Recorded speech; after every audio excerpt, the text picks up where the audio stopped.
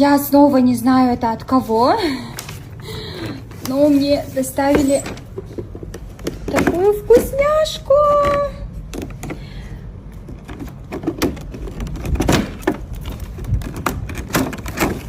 Боже мой, кто меня так балует? Это от кого? Даже записочки нету.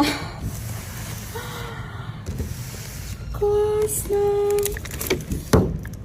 Такие напитки. И клубники в шоколаде. Да, я девушка, и для нас, для девушек, это очень важно и очень приятно.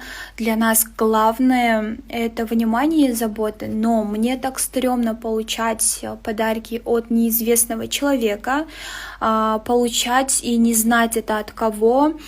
Поэтому впредь хочу предупредить, если кто-либо мне что-то хочет отправить, пожалуйста, отправьте вместе с записочкой.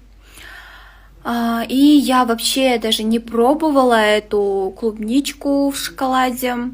Во-первых, я не знаю это от кого. Во-вторых, а вдруг у меня плохие мысли, а вдруг кто берет асыр. Поэтому я принимать больше не буду, если я не знаю от кого. Так, құлағыңыздар қалдын сырға, жігіттер, держитесь от меня подальше, пожалуйста, со своими подарочками.